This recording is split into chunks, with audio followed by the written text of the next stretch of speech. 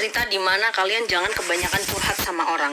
Semakin kalian banyak curhat sama orang, semakin banyak trouble di dalam hidup kalian. Contoh kecil gini, kamu curhat sama tetangga kamu misalnya. Mbak, tetangga kita yang sebelah itu tukang minta-minta loh mbak, aku tuh gak suka sama dia, kok ngeselin. Kamu pernah gak berpikir kamu curhat sama orang itu nyampeinnya kayak apa?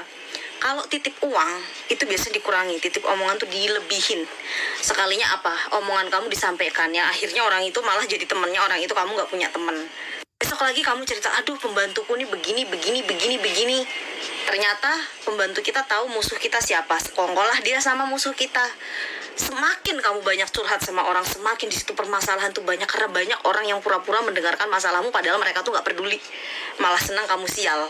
Makanya kalau aku curhat di sosmed, aku malah viral, dapat endorse. Kalau curhat sama temen, you have more trouble. Jadi kalau menurut aku pribadi ya, jangan kebanyakan curhat deh sama temen atau apa. Makanya aku gak punya temen, karena aku tahu temen yang bener-bener tuh ada kebutuhan ke kita. Kalau kita viral, numpang pansos ya. Kalau misalnya kita punya duit, numpang ngutang. Kalau misalnya kita tuh punya kenalan baik, nebeng juga. Jadi gak ada orang yang bener-bener tulus di dunia ini.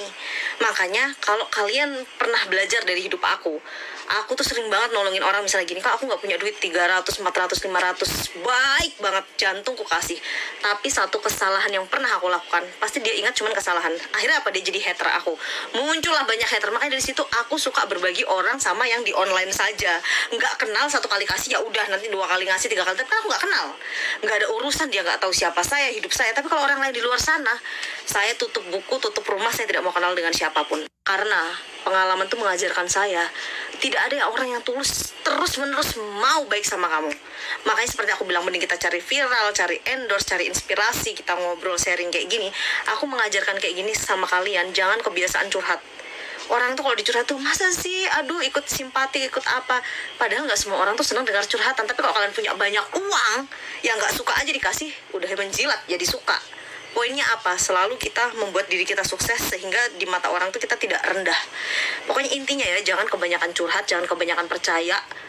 Mau orang itu setulus apa, bisa jadi pengkhianat gitu. Jadi yang gak berkhianat seperti aku bilang, uang tuh gak berkhianat. Bukan Kak Lina uang mulu. Karena pengalaman hidup saya ngebaikin manusia, malah kadang lebih baik ngebaikin anjing. Anjing dikasih makan besok masih ingat kita Lina. Manusia dikasih berlian, kita salah yang satu, berliannya udah gak diingat kalau kita pernah ngasih.